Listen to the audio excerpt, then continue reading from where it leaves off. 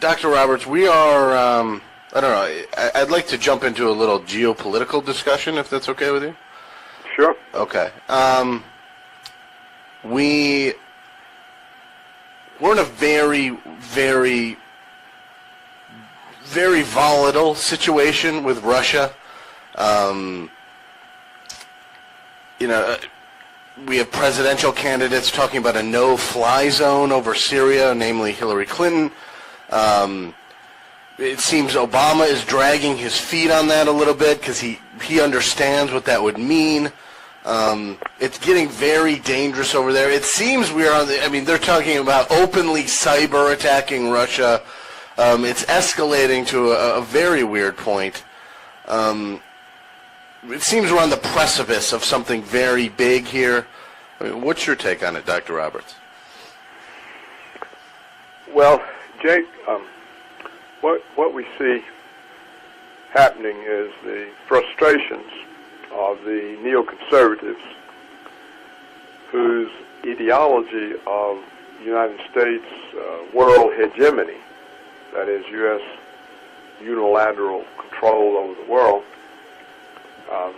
has been breached by the Russians and the Chinese. And so they're frustrated, and because they fervently believe, they're like fanatics, that the collapse of the Soviet Union gave the rest of the world to the United States as its empire. And at the time, they formulated the new foreign policy doctrine of the United States, which says that the principal goal of American foreign policy is to prevent the rise of any other country that could serve as a check on American unilateral action. And so while they were wasting 15 years in the Middle East, blowing up women and children, and kids' soccer games, funerals, weddings, the Russians made clear that they weren't going to put up with us. And so they're frustrated about that, and they're also frustrated by the Chinese standing up to us. But they have enormous hubris and arrogance, and the frustration is leading to excessive demonstrations of hubris and arrogance, such that they're actually threatening nuclear powers that could wipe us off the face of the earth in 30 minutes. So it is an extremely serious situation. It's even more serious because the entirety of the American establishment is determined to put Hillary Clinton in the White House, and she is completely allied with neoconservatives and has actually herself threatened Russia with military action and has declared the president of Russia, who's democratically elected and has voter support far higher than anything any Western leader has ever had, including Ronald Reagan. And she's called this guy the new Hitler, a dictator. So it's a very serious situation. If Hillary becomes president, either from the stupidity of the American people or from vote fraud or whatever, we face serious conflict with Russia and China. You have to remember that Hillary, I think, was the one who announced that the South China Sea was an area of American national interest. Well, that's kind of like China announcing that the Gulf of Mexico is an area of Chinese national interest, or the seacoast off of New York or California. I mean, it's absurd. And so when you have this kind of arrogance that doesn't see any limits, you have the potential of conflict. So we should all keep in mind that the conflict would likely be nuclear, and that the modern weapons are 1,700 times more powerful than the ones we used on Japan. And so essentially life on Earth ends. So Jake, the question of this election is not whether Trump gropes women or speaks lewdly about women. The question is whether we're going to get in the Oval Office somebody who doesn't want conflict with Russia, which Trump says he does not see the point of it, or we're going to get somebody like Hillary who's already threatened them. Now, from my long experience in the government and just my general education, it's insane to convince a nuclear power that you're going to attack them. But that's what we're doing to Russia. We're convincing them that we're going to attack them. We've got anti-ABM missile systems on their border to allegedly negate their retaliatory strategic weapons. We're putting all kinds of NATO bases, tanks, troops on their border. I mean, this hasn't been done since Nazi Germany. And that's the way the Russians look at it. And the other day, a high-ranking Russian announced something that was really quite a scary message. He said, Russia will never again fight a war on her own territory. If there's a NATO incursion of Russia, we will punish NATO. What he means is they're going to drop nukes all over them. It's going to be the end of Europe. If we stick our nose in it, we're gone too. So this is the situation that we face, and this was created.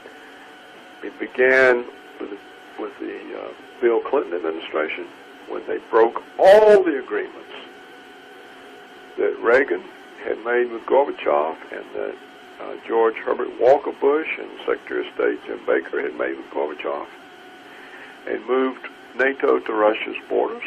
This was a complete violation of the word of the United States government. And then we had George W. Bush pull out of the ABM treaty and start maneuvering to put ABM missiles on Russia's border. And then we had the change in American war doctrine under the Bush regime, George W. Bush, which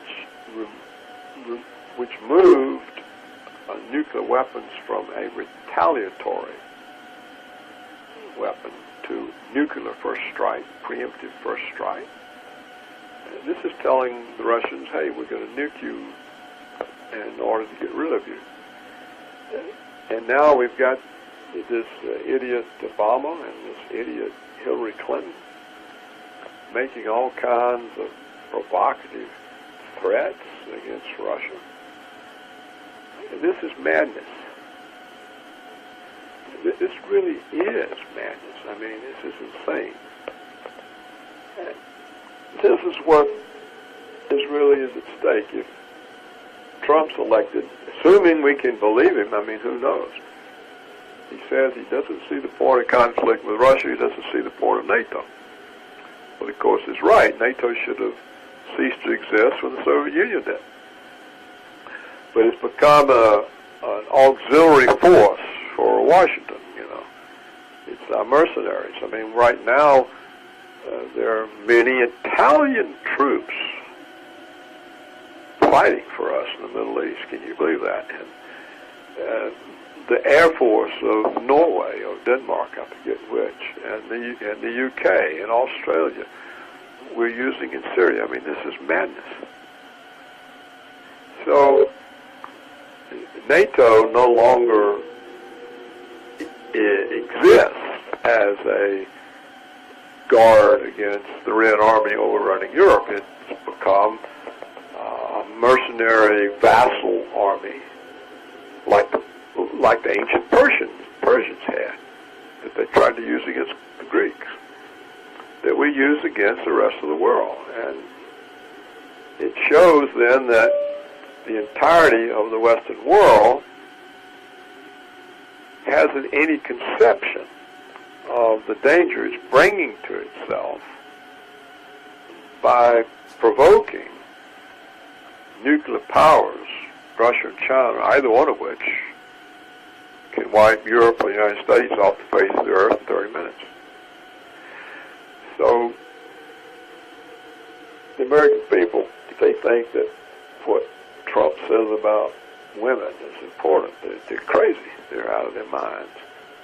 What's important is that we get somebody in the Oval Office that calms down the tensions that have been building now, let's see, since Clinton, that's 8 years, George W. Bush, another 8, Obama, another 8, 3 8s, 24. For 24 years, we've been elevating the tensions. And this is unprecedented in world history. And it just shows how low-key the Russians are, how confident they are, how much they'll put up with. But at some point, if you convince them that they're going to have a preemptive nuclear attack made upon them, the same with China, they're not going to sit there and wait for them. And so what we're witnessing is the complete, total failure, not only of the United States government, but of all of the Western countries that enable this insane behavior. Canada, Australia, New Zealand, the Japanese vassal state, Great Britain, France, Germany, Italy, Spain, Portugal, Greece, the Netherlands, Sweden, Norway, Denmark, and then all of Eastern Europe, the Baltic states, Poland, the Czech Republic, Slovakia, Slovenia, Hungary, Bulgaria. These people are enabling the conception in the Russian mind that they're going to be attacked. Now, the Russian weapon systems are far more modern and superior to ours. So there's none of this stuff about, oh, well, this stuff won't work, we're so good, we're capitalists, blah, blah. So we're really on the verge of a really serious situation. If Hillary gets in there, in fact, every effort will be made by the oligarchic establishment and their prostitutes in the media to put her there. We're going to be faced with the Third World War. What's amazing to me about what you just said, and you know, I've been remarking upon it the last couple of weeks.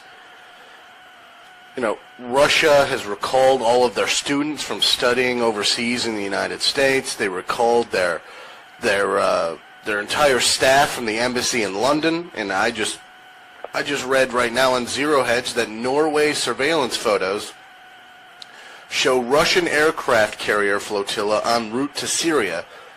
Meanwhile, the American public, and I don't know what's going on in Europe, but I know that the American public have no idea that any of this is going on. They have no idea how dangerous of a situation this is. Everyone's going about their business. No one cares that Hillary wants to put a no-fly zone over Syria that could potentially trigger World War III, and everyone thinks everything's pretty cool. But we're in a very dangerous situation, we're completely blind. I mean, the American public, I don't know if the media is purposely shielding the American public from this, or the election is just taking all the oxygen out of the room information-wise. But Russia is really preparing for something right now, and the Russian people, I mean, are well aware of what's going on. Well, Jake, your program apparently tries to inform Americans. I don't know how you get away with it, or why you haven't been closed down. But the networks aren't permitted, and NPR is not permitted, and the Washington Post and New York Times are not permitted. So I don't know how you survive, whether you got some kind of independent station that's not owned by the 6 mega media corporations, or whether they think you're so far away in Rochester, New York, that it doesn't matter. I don't know what they think, but you're not the kind of news guy that they tolerate. So some kind of information can get out through you, which is why I always accept your invitations. But I think, Jake, that those reports about the Russians calling people home aren't true. Because the Russians wouldn't send a signal like that. I studied them for years, and my first book was about them. And I've been there, and many times. They're not going to send a signal like that. That's what you do when you. That's the old days, the old time, because they realize the stakes are so high that a few students and a few embassy dependents are not, or the entire country. So I don't think those reports are correct, but nevertheless, the point of those reports is correct, that the Russians are and have lost all confidence in the United States government. They have zero confidence in everybody in Washington. And of course, if Hillary's elected, I think they regard her as Adolf Hitler. And as the high-ranking Russian said, I can't remember his name, but I wrote about it. It's on my website, paulcraigroberts.org. As he said, Russia will never again fight a war on her own territory. In other words, we're going to blow you off the face of the earth. So, in that sense, you're right. It's dangerous.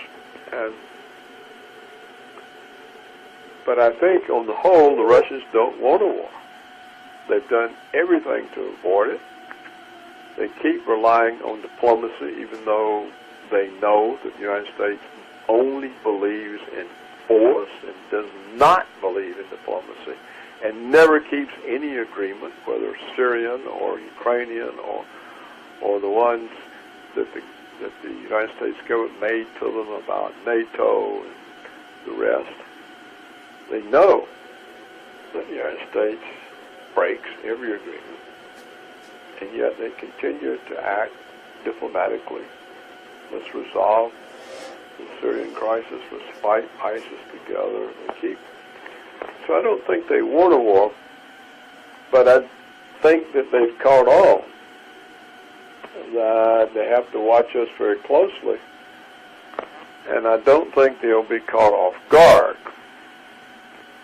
And so we're back to the point that I made earlier, that they simply don't trust us, and we are convincing them that we're going to attack them. So that's insane. Look, I can tell you, you and your audience, this. During the many years I was in Washington, there were many instances in which both the United States and the Soviets received information about incoming ICBMs that was a mistake. But because both sides were working to reduce tensions, nobody believed the information, and so nobody pushed the button. There were hundreds of these things. Now, when you create tensions that exist today, and you get some kind of mistaken reading of incoming missiles, you have a much higher likelihood of pushing a button. So the chance of nuclear war just by accident is so much higher when one side is cultivating tensions with the other than during the Cold War when both sides were trying to reduce tensions. Once again, remember, Kennedy worked with Khrushchev behind the scenes to defuse the Cuban Missile Crisis. Nixon had SALT I, the Strategic Arms Limitation Treaty I. He had the Anti-ABM Treaty, so that nobody could negate the other side's retaliatory forces. Carter had SALT II. Reagan went to Reykjavik with Gorbachev to negotiate the end of the Cold War. The George Herbert Walker Bush administration gave the Russians gave the Soviets ironclad assurances that if they permitted the reunification of Germany, there would be no movement to the east of NATO. And then the Clinton bastard put NATO on the Russian borders. So, if you're a Russian and you say, look, we did everything, we kept all the agreements, and look what you've done. And now you threaten us every day. Every day there's more false accusations. We hacked Hillary's emails. We did this, we did that, blah, blah, blah. The Russians know it's false, even if the Americans don't know. Even if the stupid people sitting in front of the CNN doesn't realize it. The Russians know it's false. They're sitting there and they listen to all these lies about them. And they say, what does this mean? It means the bastards are preparing their public to accept an attack on us. This is what's serious. It's extremely serious.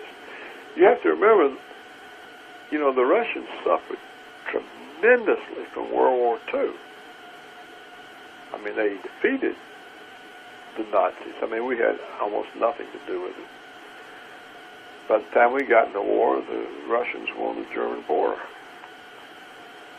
So they know that the whole experience of the West has been awful. Napoleon, Hitler, Truman broke every agreement he made with Stalin once he had the atomic bomb. And now, in the post-Soviet era, every agreement broken, shattered.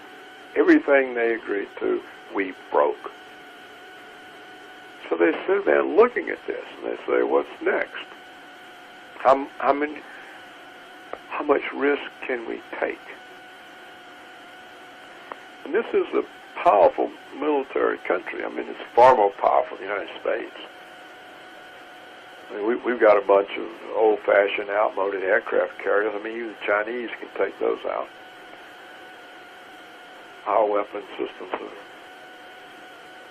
are so inferior because they exist in order to make profits for the military security complex. There's endless cost overruns. You can almost equip the entire Russian Air Force for the cost of one of these new American jet fighters, and which are no good. They can't even compete with the old fighters. What is it, the F-35? The thing can't even compete with the F-15. Against the Russians, you might as well have a World War II biplane, a World War I biplane up there. So this isn't something that we have control over. I mean, it's not like the British facing tribal countries in the 19th century, Africa or something.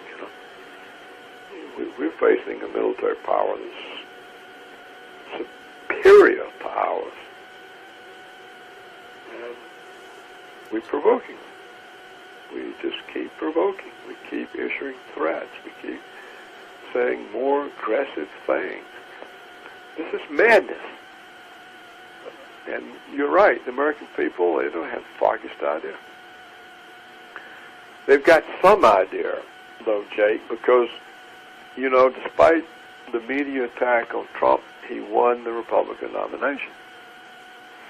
And despite the media attack on Bernie Sanders, he won the Democratic nomination. It was just stolen from him. I don't think the media attack on Trump now is working. I don't believe the polls. They're part of the propaganda to try to convince Trump people not to bother to vote because he's already lost.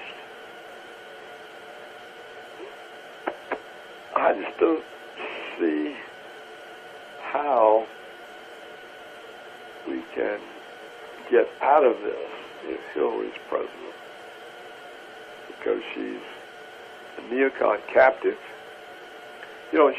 She's the idiot that appointed that Victoria Nuland that caused the coup and revolution in Ukraine in an effort to grab the Russian naval base in Crimea. Now, anybody that would do that has no judgment. None. Zero judgment. This is beyond insanity. This is something hyper times worse. So if we get that person in the White House, it seems to me the world's doomed.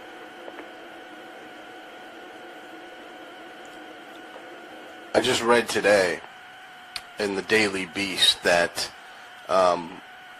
former Defense Secretary Robert Gates was against the action in Libya because Hillary Clinton had no contingency plan. She had no real plan at all for Libya. She told him they wanted to play it by ear after they initiated the action. And he was like, "Whoa, this is crazy," and I'm not for this. I mean, this is the type of person she is. She's very sloppy. She's constantly embroiled in scandal and I mean, to be quite frank, policy failures everywhere. It's just I can't even imagine what an escalating situation with Russia would look like. I mean, it would be embarrassing for the United States to see, we'd be very disorganized in that situation, I would imagine. I'd also imagine there would be a lot of laws being broken in the lead up to whatever happened with Russia and whatever in the aftermath scandal after the fact would be probably pretty big. But yeah, she's a very dangerous and I would say incompetent person.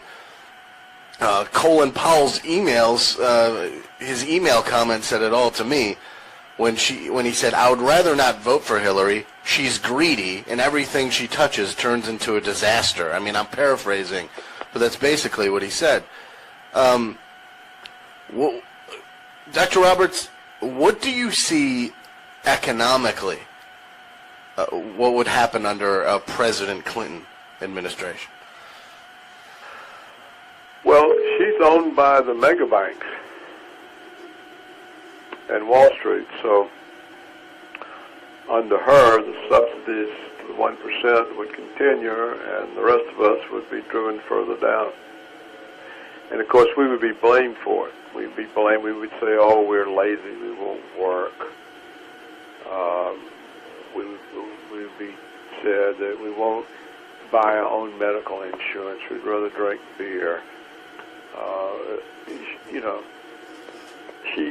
Don't you remember what she said the other day? It came out, I think, in the emails, where she said, "I'm so rich now, I have no concept of the ordinary American."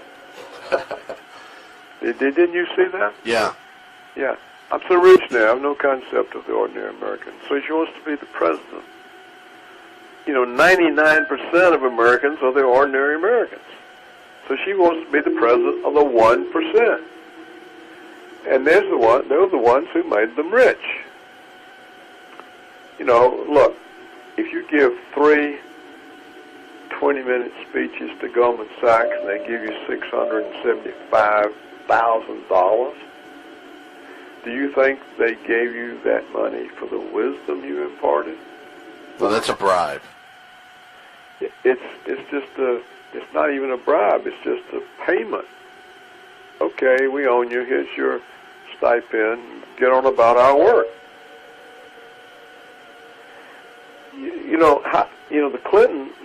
Bill Clinton was dirt poor. So was Hillary. They don't pay the president enough to be rich. What do they pay him? It used to be $200,000. I think it's $400,000 a year. An upper middle class income. It's not a rich income. $400,000 a year is an upper middle class income. And they're worth $120 million. Where'd that come from? The foundation has got $1,600 million in it. Where'd this come from? They're owned. They belong to the 1%. They belong to oligarchy. They are the agents of the oligarchs. They don't have anything to do with American people. And they have all these organizations, all these fake organizations they've created with paid people to go out and advocate for them. You hear them all day long on NPR, National Public Radio. That's all National Public Radio does. It just has all these fake organizations, and these women come up and say, "Oh, I got to vote for Hillary. I might get groped by Trump." I mean, it's so silly. It's so stupid. But it's everywhere. So that's America today. The whole question is whether the American people are able to see what's happening to them. What about the increase in arms sales to foundation donors? I mean, they were holding galas just so these people can. We don't even need to bother with that. Yeah, sure. This is where the $1,600 million of the foundation came from foreign interests that they served. But we can get into all these. We can go on and on about all their crooked things. But the real issue, Jake, is: are we going to end up in a war with Russia? That's the issue. Trump says no. I can work it out. Hillary says he's the new Hitler. Well, do you think she's going to make a deal with a new Hitler? No. So the only real issue is, are we going to be brought into a war with Russia? And that means also with China, because they now have a strategic alliance. The United States, after 15 years, has been unable to conquer a few thousand lightly armed Taliban in Afghanistan. And it's going to take on Russia and China. What a joke. What a joke. This is an absurdity. What kind of arrogance and hubris gets a person so out of reality as to think that? It's 13 years after Iraq. The place is absolute chaos. ISIL, the most powerful force in Iraq. And we're going to take on Russia and China. I mean, Americans really should wake up. They should. What is this? What are they talking about? Do you know just the geographic size of Russia? if they didn't even fight us, we couldn't invade it. It's so big. You couldn't occupy it. There's not enough people in the entirety of the West to occupy Russia. China, 4 times our population. And both of these countries have modern militaries, modern weapons. They can take us out. They have superior weapon systems. Do Americans know that the only reason we have a space program is that the Russians sell us the rockets? That we can't get there on our own? No, they don't know that because the media doesn't tell them. But that is a fact. The American space program is based on the Russians selling us their rockets.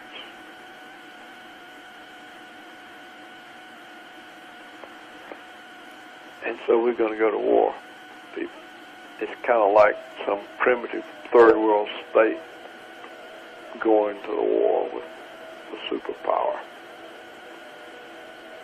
And this is Hillary. Oh, I'm so powerful. Americans are so powerful. The other day she gave a speech. She said, I want every young American boy and girl to understand America is a great country. We are the greatest. What are we great about? For 15 years we've been slaughtering Muslims. Millions of them. There's so many of them slaughtered they're now overrunning all of Europe. Refugees from our wars. Oh, we are so great. We blow up weddings and funerals and kids' soccer games and aid workers. Aren't we great? But we can't pacify a few thousand lightly armed Taliban. And after 5 years, we can't do anything about ISIL. It's up to the Russians. It takes them only a few minutes. After 5 years, we couldn't do anything. So there you have it, Jake. The country is absurd. The United States is absurd. Now, this is its leadership. And the question is, do the people accept this? Do they want to be the captives of the oligarchs, the 1%, the media, who are prostitutes? You know what this word prostitute is, right? It's the contraction of press, prostitute. The entirety of the American print and TV media are prostitutes. They're a bunch of whores. They lie for a living. They're paid to lie. I bet you every one of them, after they go out and lie for Hillary this whole time, they'll go out and vote against her. But they have to have a job. They got to pay their car payments, their rent, their student loans. So they lie for her, but they'll vote against her. So anyhow, I think we've covered the waterfront, Jake. I'd better quit now. We've certainly covered a lot of information. Dr. Paul Craig Roberts, thank you so much for coming on the show again today. I'd like to give you the floor to talk about any project or idea or anything. Close the show. That you have it, sir. No, I don't. People can read my website, which is very simple, paulcraigroberts.org. They can agree or disagree, but they will certainly get information they cannot get from the Western print and TV media. And my life was in academia, in government. You left out that I was Assistant Secretary of the United States Treasury in charge of United States domestic economic policy. That I was appointed to a secret committee by the President of the United States to assess the CIA's assessments of Soviet economic and military capability. Wall Street Journal editor, Business Week columnist, Scripps Hollywood News Service columnist, created syndicate columnists, professors. I had the William E. Simon Chair in Political Economy, Center for Strategic International Studies, Georgetown University. My colleagues were Kissinger, Brzezinski, James R. Schlesinger, Admiral Moore. I was Senior Research Fellow for 25 years, the Hoover Institution, Stanford University. I know them all. I've met them all. I've lived it. I've seen it. I've had every security clearance. We're in really deep trouble because of the arrogance of a handful of people. That's my closing remarks. Jake, all the best to you. Thanks for sharing your audience with me. Thank you, Dr. Robertson. Also, I'd like to thank you for the compliment earlier. We love having you on this show. And in regards to the radio station I'm on, this is the second radio station I've been on. The first one, which you originally joined me on, was a Christian radio station, and now I'm on an independently owned radio station that's not owned by one of the big six. So they allow me to, have free speech. Yeah, well, I figured it had to be something like that, or if you had me on, they'd fire you. Thank you again for coming on the show, Dr. Roberts, and we'd love to obviously have you back on again in the future. Of course. I'll look forward to next time, Jake. Thank you. Goodbye. That was Dr. Paul Craig Roberts, one of the most long-time guests here we've had on Black Tower Radio.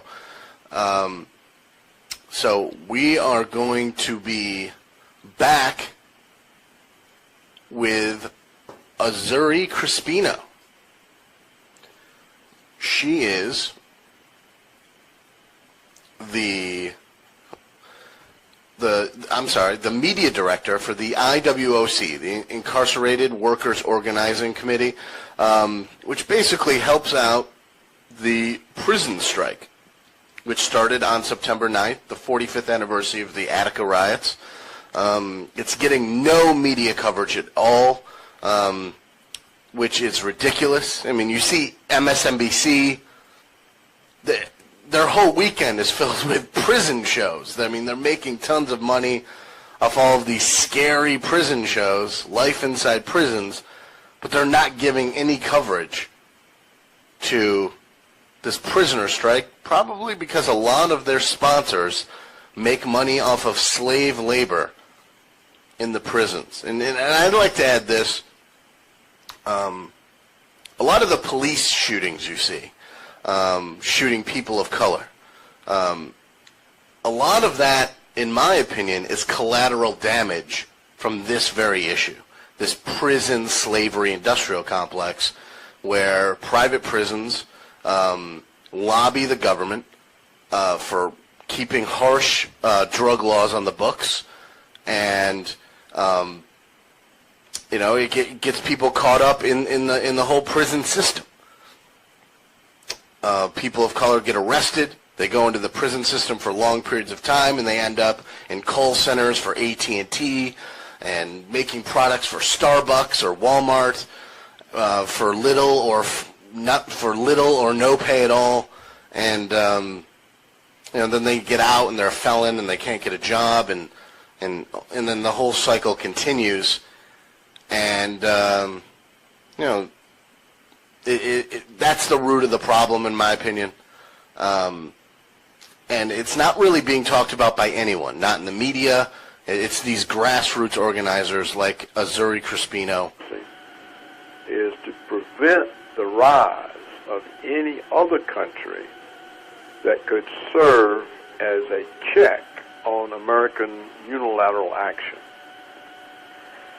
And so while they were wasting 15 years in the Middle East, blowing up women and children and kids' soccer games, funerals, weddings, the Russians made clear that they weren't going to put up with us. And so they're frustrated about that, and they're also frustrated by the Chinese standing up to us. But they have enormous hubris and arrogance, and the frustration is leading to excessive demonstrations of hubris and arrogance, such that they're actually threatening nuclear powers that could wipe us off the face of the earth in 30 minutes. So it is an extremely serious situation. It's even more serious because the entirety of the American establishment is determined to put Hillary Clinton in the White House, and she is completely allied with neoconservatives and has actually herself threatened Russia with military action and has declared the president of Russia, who's democratically elected and has voter support far higher than anything any Western leader has ever had, including Ronald Reagan. And she's called this guy the new Hitler, a dictator. So, Dr. Roberts, we are, I don't know, I'd like to jump into a little geopolitical discussion, if that's okay with you. sure. Okay. We're in a very, very, very volatile situation with Russia. We have presidential candidates talking about a no-fly zone over Syria, namely Hillary Clinton. It seems Obama is dragging his feet on that a little bit because he understands what that would mean. It's getting very dangerous over there. It seems we are on the, they're talking about openly cyber attacking Russia. It's escalating to a very weird point. It seems we're on the precipice of something very big here. What's your take on it, Dr. Roberts? Well, Jake, what we see happening is the frustrations of the neoconservatives whose ideology of United States world hegemony, that is U.S. unilateral control over the world, has been breached by the Russians and the Chinese. And so they're frustrated, and because they fervently believe, they're like fanatics, that the collapse of the Soviet Union gave the rest of the world to the United States as its empire. And at the time, they formulated the new foreign policy doctrine of the United States, which says that the principal goal of American foreign policy, it's a very serious situation. If Hillary becomes president, either from the stupidity of the American people or from vote fraud or whatever, we face serious conflict with Russia and China. You have to remember that Hillary, I think, was the one who announced that the South China Sea was an area of American national interest. Well, that's kind of like China announcing that the Gulf of Mexico is an area of Chinese national interest, or the seacoast off of New York or California. It's absurd. And so when you have this kind of arrogance that doesn't see any limits, you have the potential of conflict. So we should all keep in mind that the conflict would likely be nuclear, and that the modern weapons are 1,700 times more powerful than the ones we used on Japan. And so, essentially, life on Earth ends. So, Jake, the question of this election is not whether Trump gropes women or speaks lewdly about women. The question is whether we're going to get in the Oval Office somebody who doesn't want conflict with Russia, which Trump says he does not see the point of it, or we're going to get somebody like, this was a complete violation of of the word of the United States government. And then we had George W. Bush pull out of the ABM treaty and start maneuvering to put ABM missiles on Russia's border. And then we had the change in American war doctrine under the Bush regime, George W. Bush, which moved nuclear weapons from a retaliatory weapon to nuclear first strike, preemptive first strike. And this is telling the Russians, hey, we're going to nuke you in order to get rid of you. And now we've got this idiot Obama and this idiot Hillary Clinton making all kinds of provocative threats against Russia. And this is madness. This really is madness. I mean, this is insane. And this is what really is at stake. If Trump's elected, assuming we can believe him, I mean, who knows? He says he doesn't see the point of conflict with Russia. He doesn't see the point of NATO. Well, of course, he's right. NATO should have ceased to exist when the Soviet Union did. But it's become an auxiliary force for Washington, you know. It's our mercenaries. I mean, right now, there are many Italian troops fighting for us in the Middle East. Can you believe that? And the Air Force of Norway or Denmark, I forget which, and the UK and Australia, we're using in Syria. I mean, this is madness. So NATO knows Hillary, who's already threatened them. Now, from my long experience in the government and just my general education, it's insane to convince a nuclear power that you're going to attack them. But that's what we're doing to Russia. We're convincing them that we're going to attack them. We've got anti-ABM missile systems on their border to allegedly negate their retaliatory strategic weapons.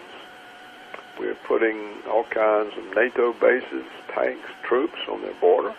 I mean, this hasn't been done since Nazi Germany. And that's the way the Russians look at it. And the other day, a high-ranking Russian announced something that was really quite a scary message. He said, Russia will never again fight a war on her own territory. If there's a NATO incursion of Russia, we will punish NATO. What he means is they're going to drop nukes all over them. It's going to be the end of Europe. And if we stick our nose in it, we're gone too. So this is the situation that we face, and this was created. It began with the Bill Clinton administration when they broke all the agreements that Reagan had made with Gorbachev and that George Herbert Walker Bush and Secretary of State Jim Baker had made with Gorbachev, and moved NATO to Russia's borders